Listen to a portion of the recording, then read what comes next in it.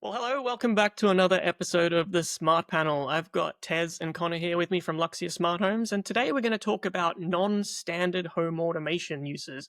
We all know we can turn on lights with motion or adjust the heating, but what are some weird and wonderful and unusual things that we can do with home automation to make our lives a little bit easier inside the home or maybe even outside the home? You guys have had some interesting client stories over the years. Have you got anything that might resonate with this topic? Yeah, I think one of kind of the best ones for us, and probably one of the most rewarding projects that we've done, and was to help out a disabled client. So this client is wheelchair bound, and they had like 24/7 care. So they've constantly got people looking after them, and I think we kind of came in to give them some more independence. And so through the use of smart homes, we were able to allow them to kind of turn lights on and off. They could turn the TV on and off. They could change the channels on the TV. They could turn the volume up and down. They could open and close blinds. They could play music throughout the house. They could adjust the heating. They can do all of these things, which, like, to us three, is like just a thing that we can do. We can get up, we can turn lights on and off, we can close blinds. But to this individual, they have care for that, and they had to have someone do all of those things for them. Whereas now they can do it themselves. And I think being able to kind of give someone that level of independence that they've probably like never had before was quite a rewarding task, and they were obviously overjoyed with it as well. I think that's a really great approach with a smart home. You're not just using it for the standard kind of turning your lights on and off with like a motion sensor and stuff, and kind of the ways that someone would like typically approach it. You're using it to actually improve someone's life, which I think is like a really good way to utilize a smart home. How did they interact with the smart home? What was different about the way that they needed to interact? Did you create a tablet or remote control? Yeah, so we kind of just used a voice assistant. So they already had Alexa in the house, and that's what they wanted to go with. They did actually have this thing called an eye gaze, which is like a tablet, but it tracks their eyes. So they kind of look at what they want to control on this tablet. So if they look at like the letter A, it'll type out that on their tablet and stuff, and that's how they talk as well. So they would look at words, and then that's how they would communicate. So we kind of suggested, well, if we put the Home Assistant app on this tablet, they could look at the tablet and then control things directly from there. But they didn't want to do that because they still wanted to be able to communicate. So they wanted to still be able to like talk and things like that. So they didn't want to just kind of look at it and turn a light on and off and turn the TV on and off and stuff. They wanted to actually speak that out loud. And so it was getting them used to still kind of using the tablet in that way, and they were still talking as well. And so yeah, we could have gone down that road, but it was just a voice assistant which they could then talk to and kind of turn things on and off in that Alexa way. worked brilliantly as well, though, because considering it was like text to speech, so it was like a very generic tone, like every word. Alexa picked it up like every single time. So even though it wasn't quite flowing, though there was gaps between words as they were speaking, Alexa just worked. It was like I was really impressed by Alexa for that reason. Yeah, I think there's a lot of scope for that kind of thing, not just with people who are unable to use the same sort of controls as we are, but also people who need to be reminded of certain things at certain times, checking if, you know, pills have been taken, as you can put buttons near the medicine cabinets or whatever it might be to help people remember what they should be doing, when they should be doing it to keep their level of health up. Even more simply, like I recently created an automation to make me stand up at my standing desk because I was just sitting around and slobbing. I think there are a lot of quality of life improvements there that can be done. A friend of mine, his partner had some surgery and was also unable to move, and she had to recover on the sofa and she couldn't get up and do things as well. So there's a lot of stories that resonate that way. Do you think it could be used in situations like care homes or larger facilities? And what kind of technology or automations do you think might be suitable for that kind of an environment? Yeah, because like it's one of those things that you don't realize how easy things are until you can't do it anymore. Because that was the kind of the brief with that client. It was actually, yeah, we can make it really simple and we can put it on our eye gaze and put it on our tablet, but we still want the communication value as well. But then when we did it, there was like making sure the whole system could still be used manually as well. As so when the carers are in, they didn't want to have to do the whole voice assistant thing. So we did put like smart switches around the room as well, which would like run scenes. She liked this like party mode. So one of these things was like basically color changing lights and music in the kitchen. So she could be like, Alexa, let's do party mode. But then the carers would sometimes need to step in because sometimes there was a little bit too much party mode time. But like, so we'd kind of make some like basically a switch where you could just turn off that automation. But until you come up with a problem, it's then finding the solution for it. There will be a zillion different things that we find really easy that loads of people struggle with. So until you kind of come up and meet these people, because like it was part of like this group called the Therapist Group, and this guy was coming up with loads of different things for us. He was like, well, can you do colored lights? Yeah, we can do colored lights. He was like, oh, really? I'm like, yeah, that's simple to us. But actually to them, it was like, all right, great. That's like a marvel. Because that's going to really bring on like the way that she moves and the way that she communicates in the room. We also had a simulation room that this wasn't built by us. It was built by another company within the same project.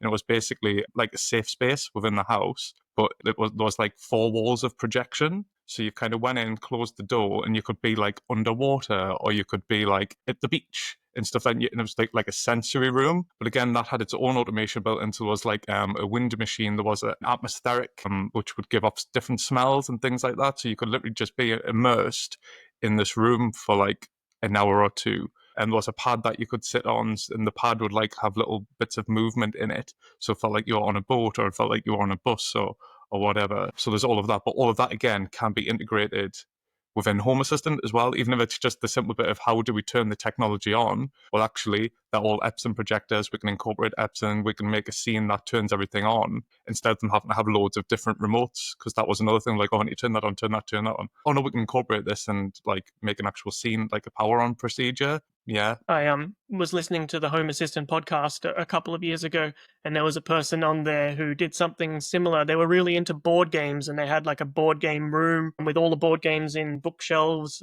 and they would take out the board game they were going to play that night and place it at a place in the living room, and it had a NFC like sticker on it that then activated a scene related to that board game. So if they were playing like, I don't know, like a sea-based board game, the lights would go blue and it would play ocean sounds, and they would have a different scene for every board game that would automatically come on as they placed the game box in a certain location. I think we can often be guilty as nerds for being solution-oriented. We look for a solution to a problem that doesn't really exist. So we often have like, hey, we can make colored lights. What will I use this for? So it's really great to hear it the other way around, where there is a problem. Well, that's what it is, because we normally encourage people to not have colour changing bulbs in the house, and something like, I was actually, just gonna you say, don't need like, that. for me, like, color changing bulbs always been like a big like no, like smart bulbs in general. Like, I've said it on our channel before, like I'm really kind of against them normally, but this was one of those situations where it was like, actually, this is changing someone's life. So like, actually using smart bulbs here is okay. Like, it's for me, I don't have a use for it, but that doesn't mean that other people don't. I think that's the other thing with smart homes as well. I think we get kind of so caught up in what we're trying to do that you sometimes forget that actually there's other perspectives as well, and there's other ways to use that product. I think we just get a little bit wrapped up in our own homes and stuff. But actually, there's like a lot more ways to use Home Assistant. I think that's one of the great things about my channel, is that people comment and say, this is what I've done in my home, and I learn so much about other uses for smart homes. One of the reasons I use colored lights is for notifications. So to let me know that someone's at the door, it flashes red and blue. I try not to use my ceiling lights for that kind of thing. I use accent LED strips, that type of thing. Now, I think, there are smart home uses outside of people's houses as well. I think there's probably a potential in hotels or Airbnbs or something like that. Have you come across any uses in that sort of an environment in your business? Yeah, Airbnbs with noise monitoring and noise pollution we didn't actually go ahead with the job, but it was a potential client a little while back who basically owned a string of Airbnbs, but just wanted a way of basically keeping an eye on what the noise level is. So not listening to the detail of the sound, so not recording any sound or anything like that, and making sure, you emphasize that to who's hiring your Airbnb, that we're not listening to you, we're not spying on you, but we're just actually keeping an eye on what the dB level is. So then once it was something like after 10 o'clock, it couldn't go past like 86 dB or something, and then it would automatically send the client a message saying one of your homes is kind of going over that sound level, then they could communicate with the basically the person who was hiring it for the weekend or whatever to say, look, you need to turn the volume down, or I might have to come over, or whatever like that. But there is another thing as well. It's things like she couldn't get to the house sometimes, like for cleaning within like a few days after the guests were leaving. So it was making sure like all the lighting was switched off, the heating was turned off. They can then do that remotely instead of having to go to the property. So there's that scenario. But the noise monitoring one was a pretty cool one, even just to think about. Was like, actually, yeah, that's really, it's doable. We can get a little mic source. We can keep an eye on the level. Home Assistant can then trigger and say, once it's over this limit for this amount of time, send a notification. Really simple, but really, like, it was mostly because it was a set of flats, so she just didn't want her guests annoying different neighbors. As a person who has lived in buildings with Airbnbs in them in London, I really appreciate that kind of automation.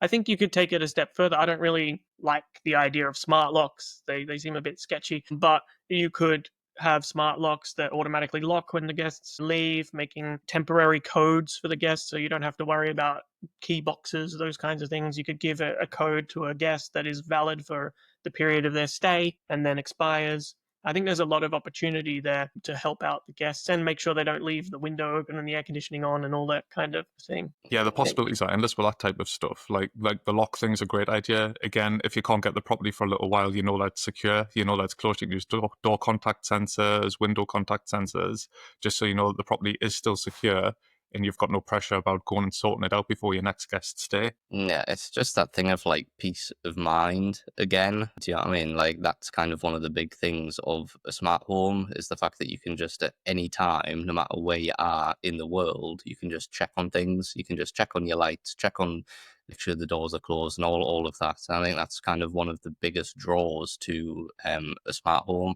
I love checking on things remotely. I was on holiday last week, actually, and it was unusually sunny in London, and I just kept checking how much solar I was generating and exporting to the grid. Not very useful, but it gave me a few endorphin hits watching that power export out. I had an email from a viewer of my channel who was talking about how they were setting up Home Assistant in a like a summer camp, like a lots of different cabins out in a camp in the US, and they were using it to make sure that the children would turn off the lights at certain times. There was a curfew after a certain time; it would automatically shut off lights or dim them and those kinds of things. So I think there was a really distributed campus type thing that they were working with, and they were asking for some advice about how to create a mesh network across all of these cabins. So I think some of the technologies there with the long range, like Z-Wave or Zigbee and all the things that are coming out these days that are long range, LoRa would be really useful in that sort of an environment. I know you've had sort of distance problems in some of your jobs with gates that are hundreds of meters from houses and things. How do you normally bridge gaps, for lack of a better term? Yeah, I think, the obvious kind of answer is just to run in a cable. That's kind of like, if you can do that, that is like the best approach. But obviously, I know that like certain circumstances, that's just not possible, whether it's like a budget reason or it's not an accessible location. So I think for us, it's kind of making sure that you've got enough routers in between wherever it is you're trying to get to. And that's kind of the biggest thing you can do is just kind of pad out that mesh. So one of the jobs that we were at recently, they had a coordinator and then they had, I don't know, maybe like 30 switches, but all of these switches were battery. So they were all end devices trying to get back to a coordinator, but they were dotted all around the house, and it was quite a large house. And this had been installed before us, so we were on site to actually try and fix the things. And straight away, as soon as we turned up, we were like, there's one coordinator here and like a ton of battery devices. That's the problem. You've got too many things just trying to get back to one spot, and some of them are too far away. So things were just like dropping out all of the time. So in order to fix that, we basically put in some smart sockets instead. So we just took the old sockets off, put in some smart ones around the house. They then acted as a router to boost the mesh, so devices can then hop through those to get back to the coordinator. It didn't really change any of the aesthetics of the house as well. We used the Click Smart Plus sockets. They're like really, really, really good sockets. You can get them in loads of different like colors as well, like just standard white, black, kind of like a chrome finish, gold and stuff. So you can match them in quite well.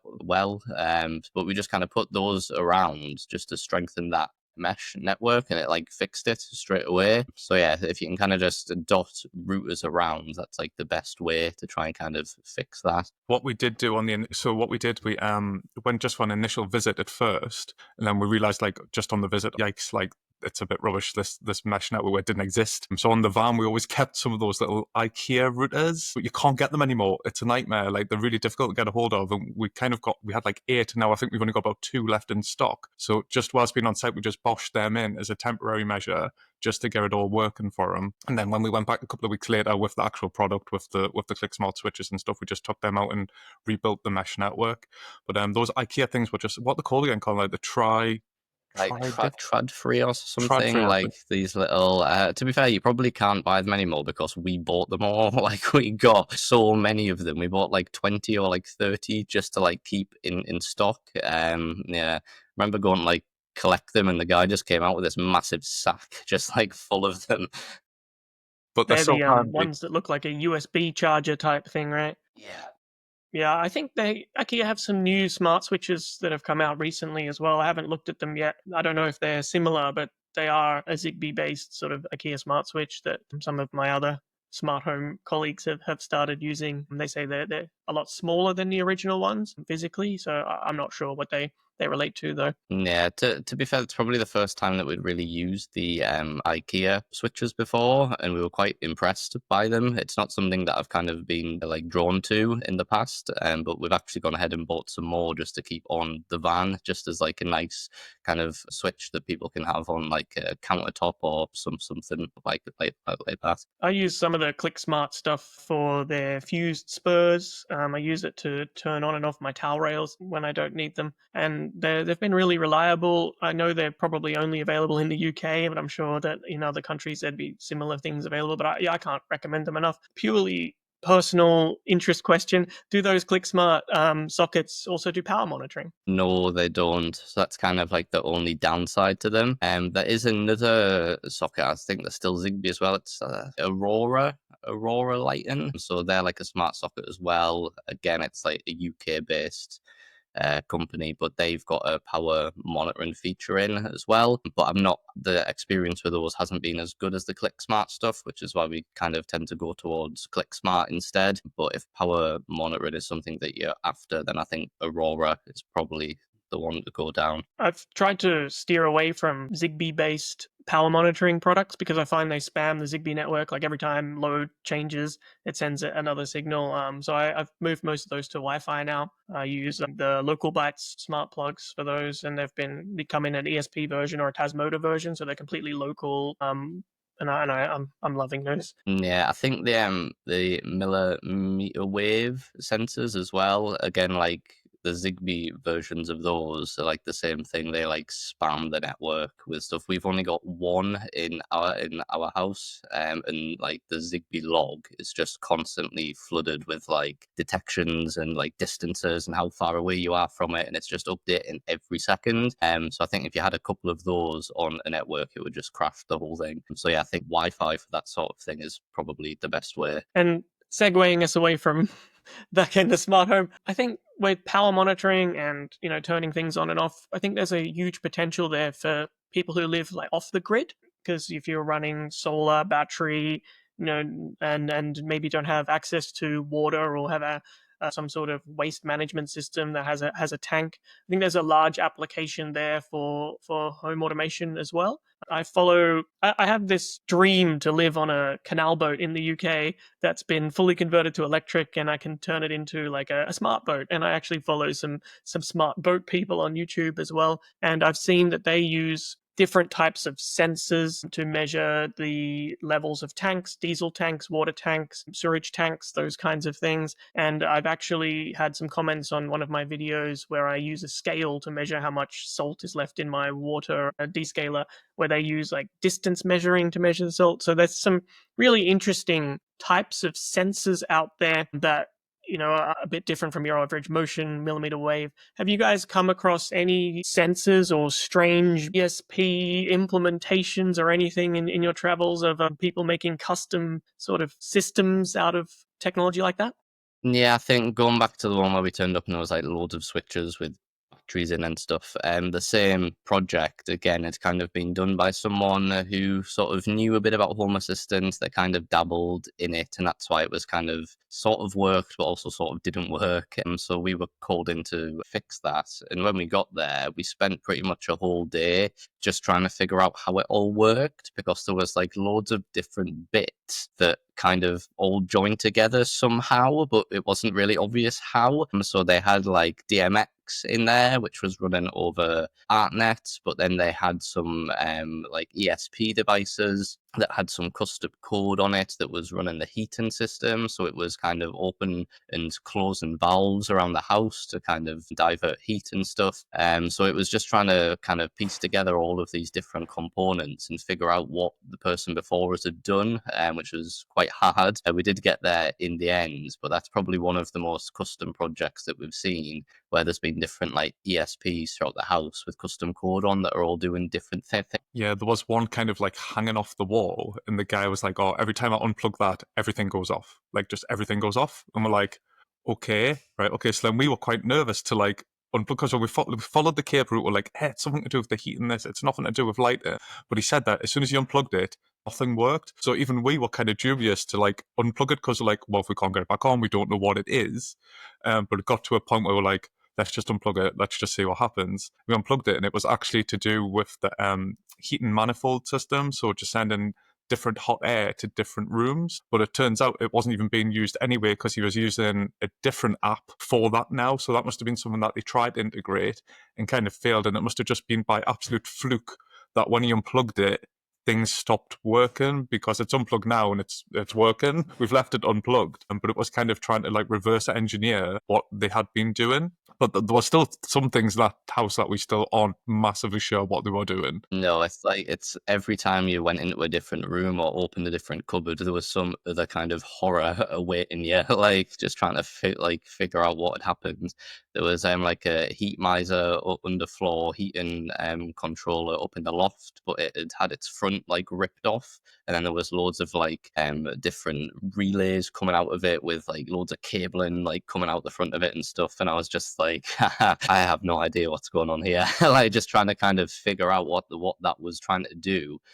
Just took quite a lot of time. I think I have a heat miser system, and I bought a 75-pound smart hub which connects locally to my Home Assistant and allows me to control it all. When like I love creating these little things and tinkering with like ESP devices and relays and everything, but in the back of my mind, like one day I'm gonna have to sell this house, and someone's gonna, or I might pass away or something, and someone's gonna have to take over this. I need to make sure that it works simply, and if I have people coming over or staying in my house if I'm away, I need to be able to adjust the heating without flicking some relays or whatever it might be. And those stories that you tell me remind me of my time as an IT consultant, where I had lots of different types of clients. And I'd go into a new business that was like a factory that made injection molded plastic lids or something. And there would be this £1,000,000 machine that pumped out like 500 lids of a bottle a minute.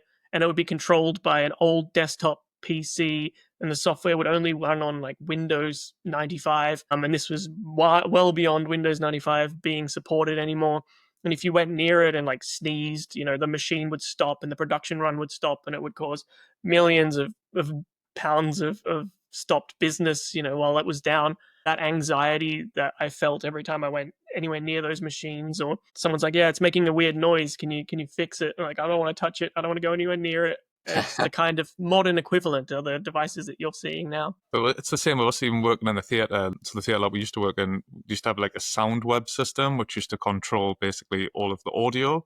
And it used to run on a Windows XP machine, which was just haggard. It was finished. It was like, if that machine dies, we no longer have audio. Like, at all. So we eventually like baby step at a time, so kind of sorted out like the delay system and then sorted out the main house P and kind of like just tried to remove that system completely. But it had been integrated in the whole building. So like when the building was built, all the infrastructure was built around this SoundWeb system, which now we've eventually managed to get out. But and nobody knew how it worked either. It was one of those where it kind of like someone had tweaked it a little bit, then tweaked it a little bit else, and then kind of left it for a little bit, and then it was just like yikes. But it was all just on this massive like Windows XP tower, and if you turned it off, that was it. It was over. It was just like no audio, not good. Yeah, I think kind of going back to that point of like selling a house as well and kind of making sure that it's fit for the next person is quite important. But I think as well, if you're also like renting a house, so it might not be yours, I think that also kind of drastically changes how you would approach things. Because obviously eventually you're going to have to kind of move away from there, and someone else is then going to come in. So you've got to be able to take all that smart home stuff out, but also it can't cause any damage as well. So, I think trying to create like a smart rented property is probably quite hard. It's not something that we've come across yet. I have talked to people either on like YouTube or Discord and stuff who do rent, and they are trying to kind of create a smart home, and they've said like it's quite hard for them because everything that they watch online, that like some of the stuff they can't really do, so they're watching these tutorials that aren't quite fit for them. So yeah, I think that approach would be quite difficult as well. That's how I started my smart home journey. This is the first house that I've ever owned. Before that, I was always renting. And I can tell you that you use a lot of lamps and smart bulbs. You can use blue tack to put sensors up. You don't touch any of the wiring or any of those things. And I started my journey that way, and I learned a lot of things. When I moved out, I did leave my Nest doorbell stuck to the front and said, that's for the next tenant. Like, I'm not even going to bother unwiring that. It's a donation now. And I also learnt some lessons about double-sided tape and paint, and ripped some unfortunate holes into the rental property as I moved out. I apologize for that if the person who I rented from is watching.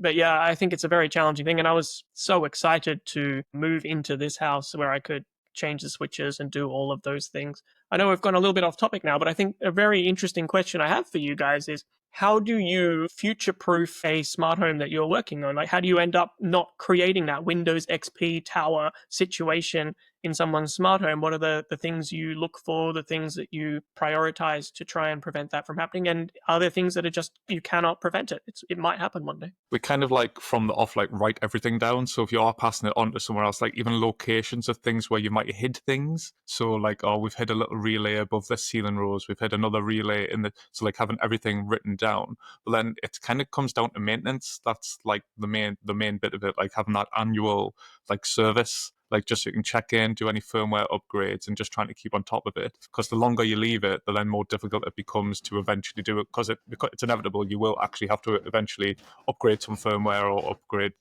something. But trying to do that as regularly as you can. Yeah, I think just kind of documenting it all is probably like the biggest step. Like you say, you put relays behind random light switches, and sometimes you can't put it behind a switch, so you put it in a fitting somewhere, and you kind of end up with all these things dotted around the house and behind walls and in ceilings and stuff. You might change some of the cabling around to make something work. And I think just sort of taking a note of all of that is probably one of the most important things, so that you can actually come back to it, not just when you kind of sell the house and stuff, but also for yourself as well. So if you think, oh, actually, I want to change how that works, you're not having to kind of figure out what you've done. You can just go back and look at the pictures and read what you've wrote. So yeah, kind of documenting things and then just keeping things up to date, like Ted said, because the longer you leave an update, then the worse it's going to get kind of by the time you come around to do it, especially if there's like big breaking changes. I know Zigbee to MQTT had quite a big update a couple of months ago, and the forums were just like flooded with like, my smart home doesn't work anymore, my lights don't work, my switches don't work and stuff. And so I think it's just really important to kind of read the breaking changes and just keep on top of that. It doesn't always help though. One Zigbee to MQTT update, all my blinds just started going in reverse, so they would open instead of close and close instead of open, because someone made an assumption that my type of blind was similar to another type of blind. And it was about 4 a.m, and I can't, there's an automation I have that closes a blind if the window blind is opened before sunset. sunrise, sorry. And instead of closing the blind, it just opened it in the middle of the night. Right, yeah. Yeah, I think I read something else about that. It wasn't blinds, but there was another type of product where they just kind of like assumed that it would work like another device, and it completely changed its whole behavior, which is kind of terrifying to an extent that like yeah. Well, I was lucky. I logged a GitHub issue about it with the model of my blind, and then the person who did the change, fixed it within the next update. So it was annoying for a month. I had to pause my automations and things like that. But the community taketh away, the community bring it back. Like it's a great thing about open source software and the ability to have people smarter than me make improvements and things. Yeah. I think one of the other things I really recommend for future-proofing your smart home is making sure that everything you have is locally controlled and not reliant on a cloud service. We've seen, dozens of providers stop their cloud services, which essentially break devices in people's houses. We've seen blinds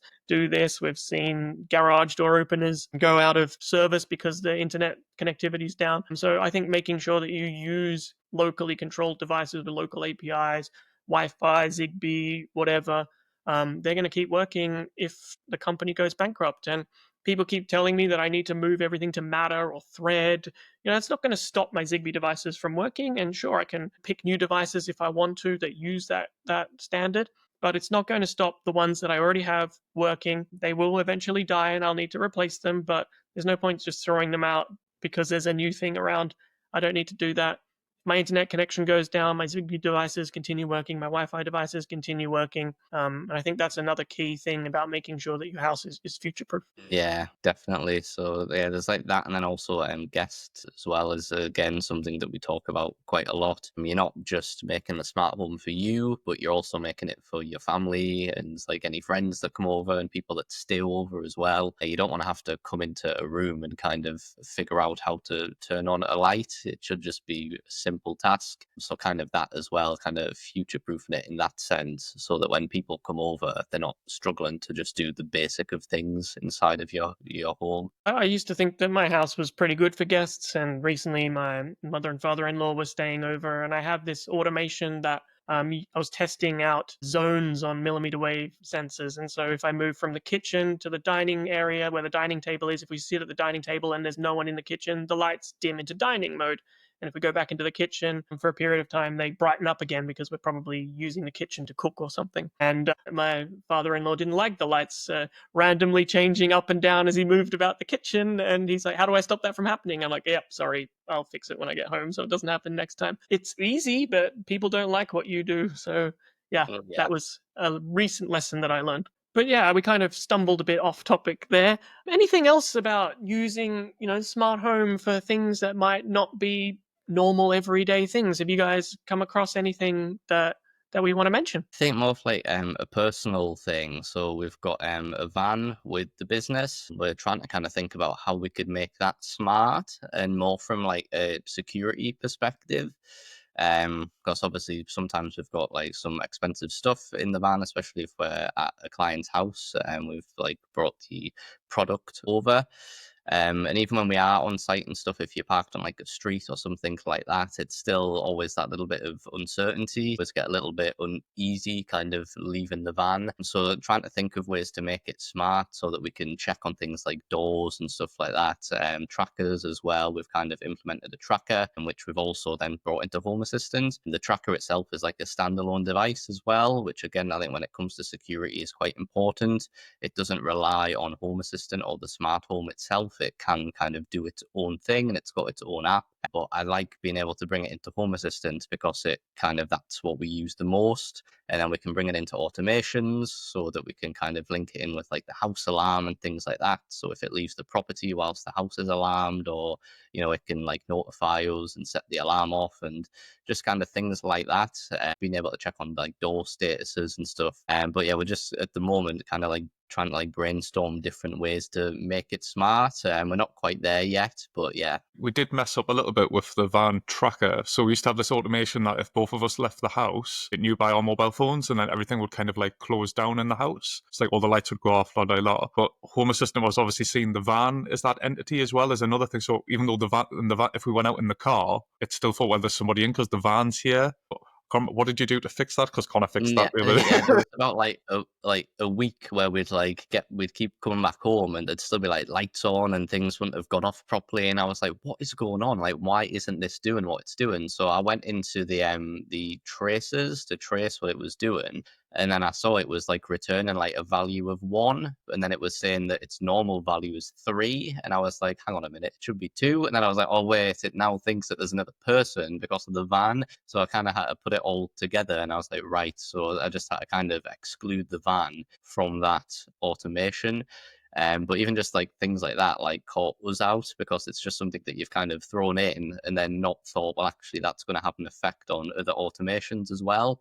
It wasn't until it went wrong that it was like, oh, hang on a minute, we need to try and kind of exclude that from here. Yeah, I've been caught out by things like that as well because my dog has a tracker, and I've had to create different types of automations. So the other day he was asleep on the carpet, and the robot vacuum cleaner like crashed into him because it runs when we leave the house. Also, I've seen on the camera him plunge into darkness as we leave the house, and I like to keep the lights on for the dog. So yeah, I've run into that sort of problem before. And before we started chatting, you mentioned another vehicle automation to do with paying tolls. Do you want to explain that one? Oh, the time tunnel in Newcastle, it's caught me out so many times. So there used to be a system where you would pull up, you'd have to pay by cash or pay by your phone. So you had paid before you went through it.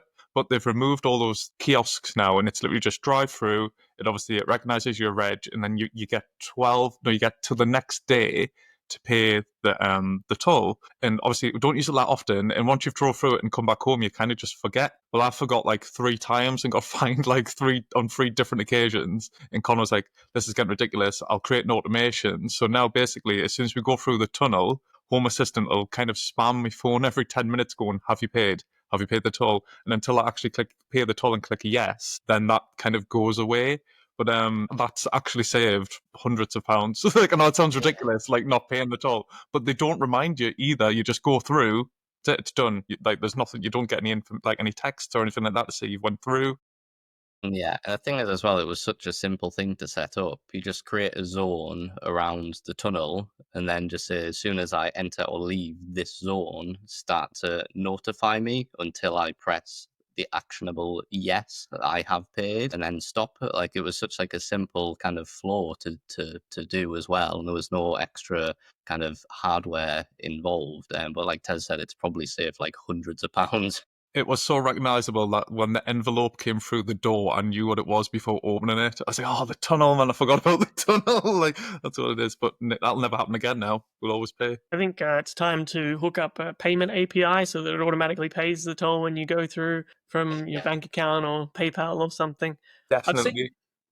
I've seen other zone type automations where if someone goes past the shops and there are items on their Home Assistant shopping list, it will send them like a notification of the things that they need to pick up, or going into certain locations in the house as well. Having, like, if someone goes past a motion sensor near the washing machine when it's unemptied, it will like send a notification, a voice notification, sorry, saying to do things. So I think these location based reminders, these location based automations are some very powerful things. Having the van as well, I was thinking you could use Bluetooth. I've seen people do that where they detect the Bluetooth beacon of the van in the driveway, and then if it goes away, you can trigger automations that way. I've seen people do that with their garbage bins. So if they're physically located next to the house, they haven't been taken out yet. If they drag them onto the street, the distance of the Bluetooth beacon changes so they know if bins have been taken out.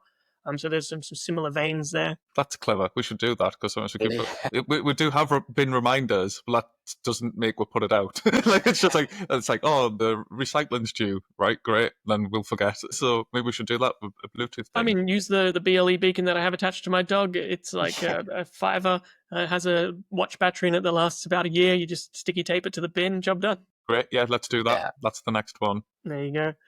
Hey, well, thanks for taking the time to chat with me today. I know we went a little bit round the houses on the topics, but I found the conversation interesting, and I hope everyone watching did as well. We promised to do more of these. We've just had life in the way and busy and not had a chance to catch up. But once again, it's been great to chat to you guys, and all the best. Yeah, no, thank you very much. We'll see you later.